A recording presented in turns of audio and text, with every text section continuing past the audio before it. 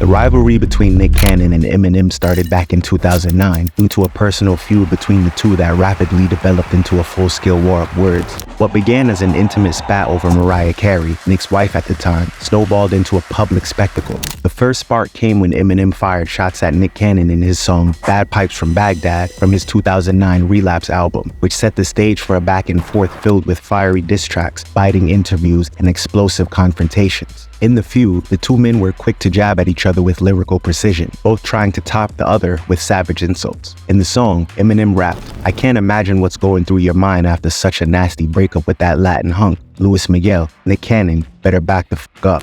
What seemed at the beginning to be a personal vendetta blew out of proportion in the involvement of fans, media frenzy, and each new diss headline after headline. The fight became more than just a battle of bars. It was a saga of clashing egos, with both artists forced to come to terms with the fallout their words created. What could have been a moment of temporary tension evolved into something far more complicated, leaving a legacy of bitterness. Eminem's Bagpipes from Baghdad, released in May 2009, took aim at Mariah Carey with lines that insinuated a past relationship. "Mariah, what's ever happened to us? Why did we have to break up? All I asked for was a glass of punch." Not only did this strike a nerve with Mariah, but it also provoked Nick Cannon, who swiftly came to her defense. Nick's initial response was not in music, but a strongly worded blog post, where he criticized Eminem for disrespecting his wife and accused him of clinging to past relationships for relevance. In a 2019 article on Bro Bible, Nick stated, "At first, I thought it was old material that had been dug up from when dude fantasized about having a pretend fling with Mariah. But all of a sudden, I hear my name in the verse. My first reaction was like, this is his new shit?" Eminem, known for his combative nature, didn't back down. During interviews promoting Relapse, he doubled down on his claims about a past relationship with Mariah, escalating tensions further. In June 2009, Mariah Carey responded by releasing Obsessed, in which she stated, "Why you so obsessed with me? Boy, I wanna know. Lying that you're sexing me when everybody knows. It's clear that you're upset with me." This chart-topping hit mocked Eminem's alleged infatuation with her. While Mariah's approach was playful and dismissive, Eminem's reply was anything but. In July 2009, just 1 month after the release of Obsessed, Eminem released The Warning, a scathing diss track aimed at both Mariah and Nick Cannon. "Only reason I dissed you in the first place is cause you denied seeing me. Now I'm pissed off." In the song, Eminem laid out explicit details of his alleged relationship with Mariah Carey, backing his claims with aggressive bars and a mocking tone. "Wow, Mariah, didn't expect you to go balls out. Bitch, shut the fuck up before I put all them phone calls out. You made to my house when you was wildin' out before Nick, when you was on my dick and give you something to smile about." The track was praised for its controversy and brutal delivery. For Nick, it was a direct challenge to his reputation. This wasn't just a musical response, it was a cultural event. Fans dissected every lyric of The Warning, speculating on the veracity of Eminem's claims and relishing the track's biting humor. Eminem's ability to put impersonal details into his diss track left listeners questioning the boundaries of entertainment and privacy. Meanwhile, Nick found himself at a crossroads, grappling with whether to ignore or retaliate against a seasoned battle rapper known for his sharp wit. However, Nick decided to respond to Eminem on his 2010 track, "I'm a Slick Rick." "Excuse me, Eminem, why you lying on your dick?" And, "It's been a mistake. See, my name is Slick Rick, not Shady Flake. I'ma mop you up with my WAP like it's 88. Eminem chose not to respond to the diss, and things died down for almost a decade until M brought up Mariah and Nick again in Fat Joe's 2019 track, Lord Above. By this time, Nick and Mariah Carey had already separated. "I know me and Mariah didn't end on a high note, but that other dude's whip, that pussy got him neutered. Tried to tell him this chick's a nut job where he gets his jewels clipped. Almost got my caboose kicked. Fool quit, you're not gonna do shit. I let her chop my balls off too before I lose to you, Nick." Just 3 days later, Nick responded to Eminem's bars by releasing a series of diss tracks in succession. The tracks included The Invitation, Pray For Him, and Cancelled Invitation. The Invitation was the first salvo in Nick's musical offense. The track featured guest verses from battle rappers like Hitman Holla, Charlie Clips, and Prince Easy, as well as a controversial voice recording of Suge Knight. The track's aggressive tone and personal attacks were intended to provoke a response from Eminem, but they instead drew widespread criticism for their lack of lyrical finesse. Nick rapped, "I fuck with crack, but the white boy, he fuck with crack. Pills and smack. Shady about to relapse. Call Kim. Somebody get Haley. And that other kid you raising, that ain't even your baby." Eminem responded to the diss via a tweet stating, "You mad, bro? Stop lying on my dick.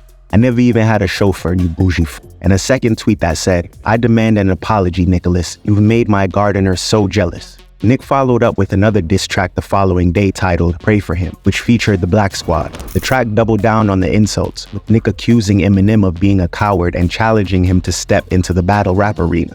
Look at the fucking Botox, bitch. I know you are embarrassed. Fuck all the tricks and gimmicks. You're like the new white supremacist. Say the same fucking sentences. Nigga, you ain't no lyricist. Despite its bold claims, Pray For Him was criticized for its repetitive structure and lack of originality. Eminem's fan base quickly pounced on the track, flooding social media with memes and parodies that mocked Nick's efforts. 10 days after Pray For Him and no response from Eminem, Nick decided to release another diss track titled Cancelled Invitation. The track samples Eminem's 1990s Foolish Pride, in which a young Eminem is heard making derogatory remarks about African-American women due to a failed relationship. The sample taken from Foolish Pride was a deliberate move by Nick to expose Eminem's true feelings about African-American people. However, this move did little to tarnish Eminem's reputation, as it was something that was recorded years prior and which Eminem had addressed years earlier. Once again, Eminem did not respond to Nick's disses. A month later, in January 2020, Nick released a track titled Used to Look Up to You, in which Nick seemingly responds to Eminem's tweet. Niggas out here tweeting like they been a savage, riding Lil Marshall Mathers, had to put my turban on like I'm Aladdin. The track's introspective tone was a departure from the outright aggression of his earlier diss tracks and failed to resonate with audiences. Critics noted that the song lacked the punch and creativity needed to make an impact, further cementing the perception that Nick was out of his depth in the feud. Throughout the beef, both artists leveraged media appearances to air their grievances. In a blog post, Nick alleged that Eminem's insults were racially motivated, framing himself as the mature party in the conflict. In a 2019 article by Bro Bible, Nick stated, "Maybe I'm going too far, but I thought we got past the days where white men could spew vulgar obscenities at our beautiful queens and get away with it. What's next? Are we going to let this trash say something horrible about our lovely First Lady, Miss Michelle Obama? Or would Marshall have talked sideways out of his neck like this about Oprah Winfrey? This act of racist bigotry cannot go unnoticed. Calling my wife a cunt and a whore is way worse than anything Don Imus could have ever said. So trust, repercussions will be served. Anybody got Al Sharpton's number? LOL. Let's not forget about Eminem's amateur mixtape rants of calling African Americans niggas and how he hates black bitches. In an early 2020 interview with Vlad TV, Nick revealed that during the height of his feud with Eminem in 2009 to 2010, he went to Detroit intending to confront Eminem physically to defend Mariah Carey's honor. Reflecting on his mindset at the time, Nick told Vlad, "I was there to defend my wife. I ain't give a fuck about no lyrics. I ain't give a fuck about, like, you said some disrespectful shit about my wife and I'm going to beat your ass." A few months later, in an interview with Billboard, Nick both praised Eminem as a hip-hop icon and issued a warning saying, "I always give that dude his props as an icon in hip-hop. I think he knows better now. If he keeps talking about me, I'm gonna keep talking back."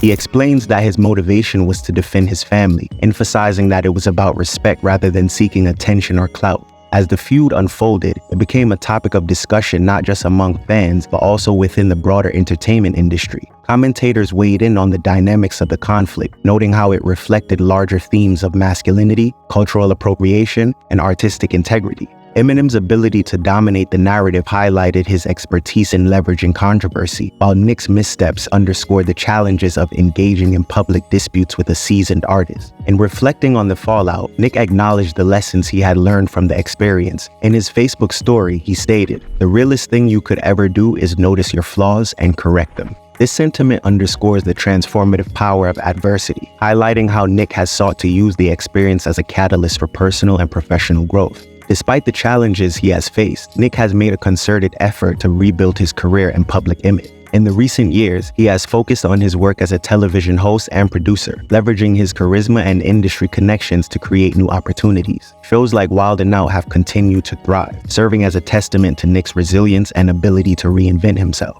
Nick's philanthropic efforts have also played a key role in his journey toward redemption. Through initiatives aimed at supporting underprivileged communities and promoting diversity in the entertainment industry, Nick has sought to align his public persona with his values. These efforts have resonated with fans and critics alike, helping to shift the narrative surrounding his career. However, the shadow of the feud with Eminem continues to linger. For many, Nick's decision to engage in a public battle with one of rap's most skilled lyricists remains a defining moment in his career. While he has worked tirelessly to move past the conflict, the stigma associated with the feud has proven difficult to shake. The fallout from Nick Cannon's feud with Eminem serves as a cautionary tale about the risk of engaging in public conflict. For Nick, the experience has been a humbling reminder of the importance of choosing battles wisely and staying true to one's values. As he continues to reflect on the challenges he has faced, Nick remains committed to learning from the past and forging a path forward that aligns with his goals and aspirations. By embracing resilience and focusing on personal growth, he has demonstrated his determination to rise above adversity and redefine his legacy.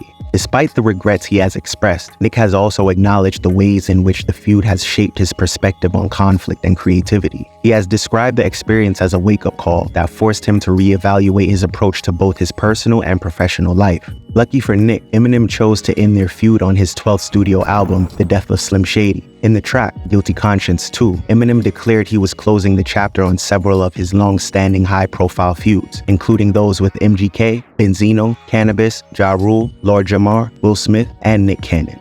Alright, you piece of shit, that does it. Yeah, bitch. This is for him, Christopher, MGK, Nick, and for Limp Bizkit and them, Midgets and Ben, Zeno. In addition to him, Will Smith, and to Cannabis. If you're listening, this is the end. So to Jamar and Ja Rule, and to all my feuds, including mine, I'm welcoming you to my last hoorah. I bid you goodbye.